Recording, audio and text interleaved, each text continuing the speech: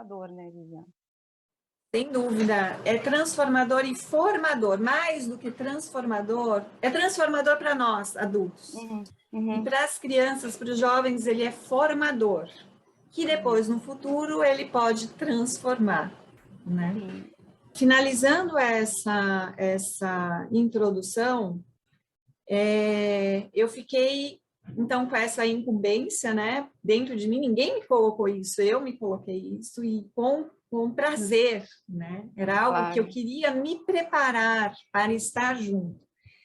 E isso acontece por uma memória, sim, daquilo que minha mãe tinha preparado para mim, né, como ela tinha feito comigo.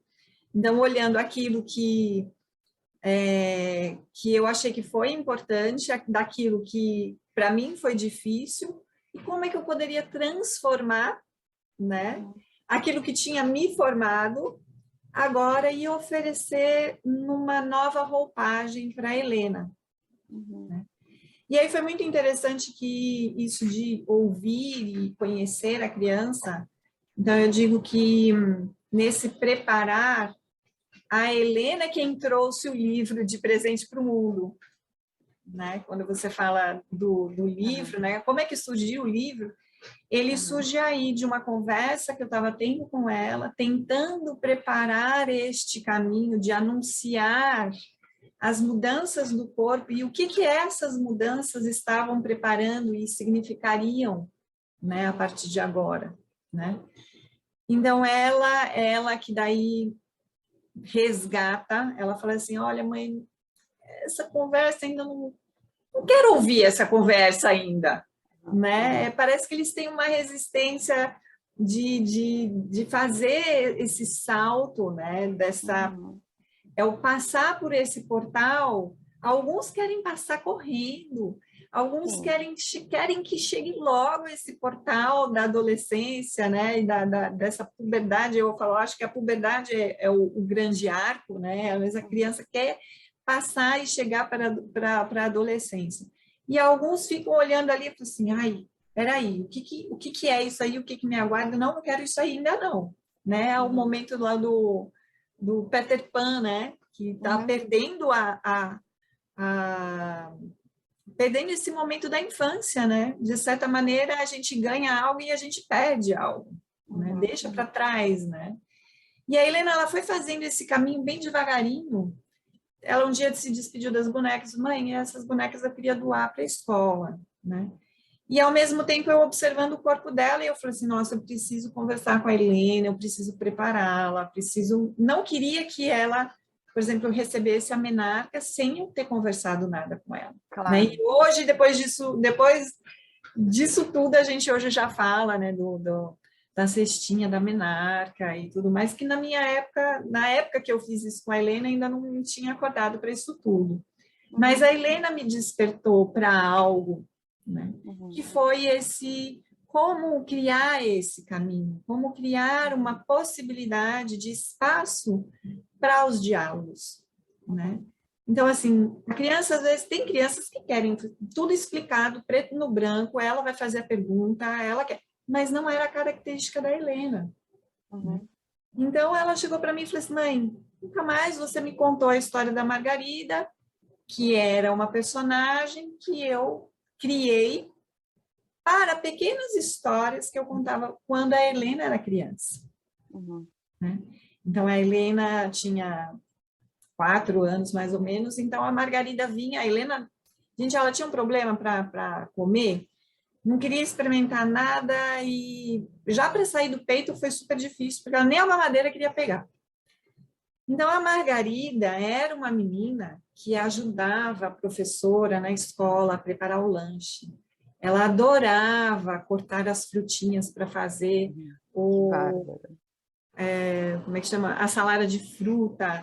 Ela gostava de cheirar cada frutinha. Ela, às vezes, não queria experimentar, não. Ixi, a Margarida tinha horas que ela falava assim, ai, essa daqui eu não quero experimentar, não. Essa daqui é amarela. Ai, essa daqui é verde. Como é que a gente vai comer um negócio verde? Mas, depois que ela picava tudo que a professora espremia o suco de laranja dentro daquele vidro que estava todo colorido. A professora falava para a Margarida: Margarida, olha que cores! E você não vai experimentar? E a Margarida falava assim: preciso ter coragem, né, professora? A professora falava: sim, você é corajosa. E aí ela fechava os olhos, pegava a colher e punha na boca, e aí algo mágico acontecia, né? Então, por aí vai. Eu poderia agora falar e inventar a história, né? Era assim, essa é uma história que eu acabei de inventar, e Aham. era assim que eu fazia com ela quando ela era pequena, né? Eu me entregava aquilo que ela estava precisando, Na porque linguagem dela. na linguagem dela, e porque nessa idade, imagina, a gente adulto faz isso de assistindo um filme e falar assim, nossa, eu queria ser essa personagem, né? Na minha vida eu queria ser essa personagem. Não acontece isso com a gente, Claro, né? claro. Então imagina com a criança, quando ela escuta uma história, ela automaticamente se coloca no papel de um personagem, né? Uhum. E isso faz com que eu não fique precisando, que faz com que eu não precise ficar dizendo a ela: come, você precisa ficar forte, vai ficar com a barriga murcha, não vai ter força para brincar. Sabe aquele blá blá blá que a gente adulto, cabeção, adora querer explicar para a criança. Então, isso Uhum. simplesmente, essa história da Margarida ser corajosa, fechar os olhos, experimentar e depois falar para a professora: nossa, eu não pensei que era assim. Eu não sabia que uma fruta verde podia ter esse gosto, Uhum. né? Uhum. Então, só isso. Quando aconteceu uma situação como essa, né? Ela vai, talvez, ter essa coragem de experimentar, e nós, adultos, podemos aproveitar e dizer assim: puxa, você está parecendo com a Margarida da história, aquela menina super corajosa, né? Uhum. Aí eles ficam assim super contentes e então a gente não precisa ficar dando parabéns, muito bem, você. A gente faz isso, claro, é importante. Mas como é que a gente fala a mesma coisa em linguagens diferentes? Sim. Voltando para a puberdade, a Helena, então, me pediu a história da Margarida e isso ela já estava com 11 anos. Aham. Eu já não contava mais a história da Margarida porque era uma menina lá do jardim de infância, né? E aí eu falei assim, Para nossa, você achava que não era mais necessário, mas ela estava pedindo isso, né? São percepções então, diferentes.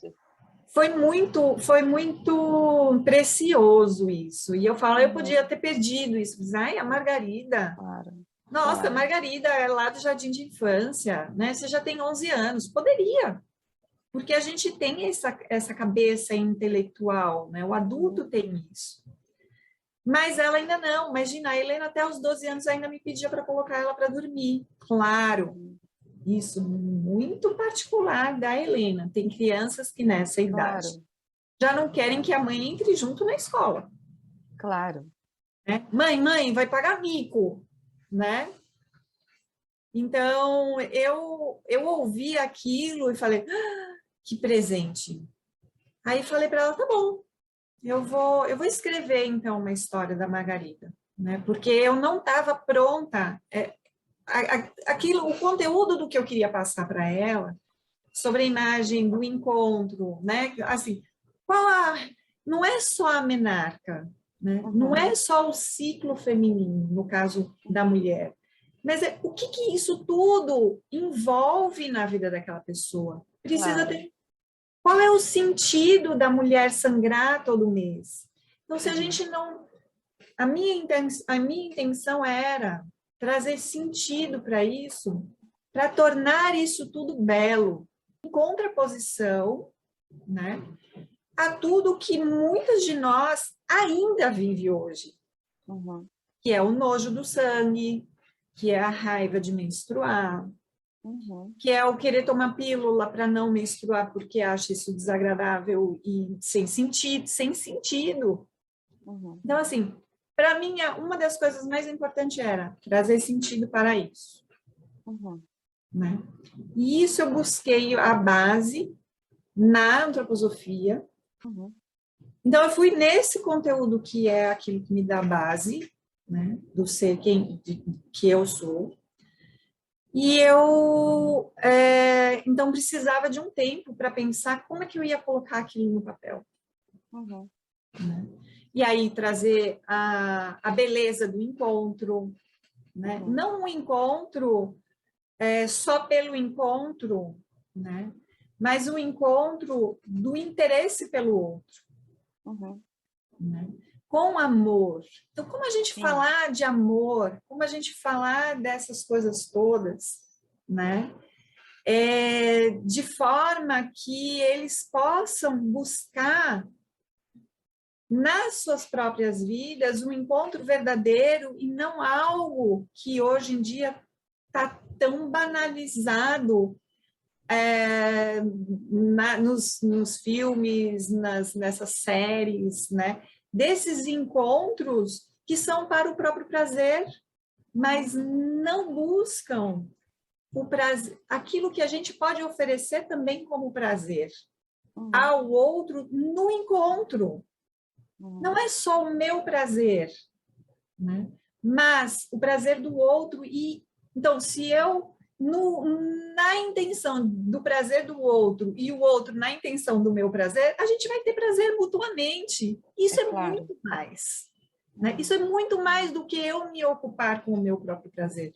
Então, todas essas coisas estavam dentro de mim. Como é que eu ia falar isso com a Helena? Claro, não ia falar isso aos 11 anos. Mas era todo este conteúdo e o que cada coisa poderia ser dita, em que momento e como. Né? Eu acho que você foi muito feliz, porque você conseguiu traduzir em palavras todos os sentimentos que estavam dentro de você e todas as imagens. Eu acho que a Vivian buscava isso, né? Então, como é que a Vivian viu esse livro uma vez que ele estava pronto? Como é que ela recebeu? Então, tem primeiro como é que ele foi feito, né? Que eu sentei e comecei a escrever, e aí eu brinco, né, assim, mais na intimidade, eu brinco, falei assim, gente, foi quase uma psicografia, porque teve momentos, assim, que quando eu lia, quando, assim, né, não vou dizer que eu escutava, mas, assim, a voz interior, né? Claro. Daquilo que estava surgindo como imagem, né? Então, por exemplo, a passagem do anjo, quando ela está sonhando, né? E o anjo conta para ela sobre o jardim, né? Eu me arrepiei inteira. Eu falei assim, gente, que imagem linda, né? E aí eu vi depois quando o livro já estava pronto, que eu vi que muita gente usa essa imagem do jardim interno, né? Então, foi ali, naquele momento, para mim, foi algo mágico. Nossa, de onde veio essa ideia, né?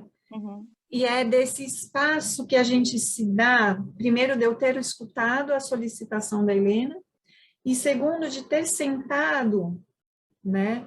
E me dado essa oportunidade de colocar no papel. Que antes eu só inventava a história na hora, como eu fiz agora há pouco a salada de fruta, né? Então, eu sei que isso é uma habilidade que a gente precisa ir exercitando, mas então foi a primeira vez que eu sentei ali e fiquei muito feliz por ter me dado essa oportunidade, porque também tinha a intenção, claro, de que aquilo que eu estava escrevendo ter o propósito de criar uma maneira de conversar os assuntos com a Helena, né? Então, a gente vê assim, não tem aquela história, quando a gente decide o universo conspira a favor? Conspira a nosso favor, com certeza. Então, eu vi ali realmente todo o universo conspirando a esse favor, né? Oferecendo esse favor. Né?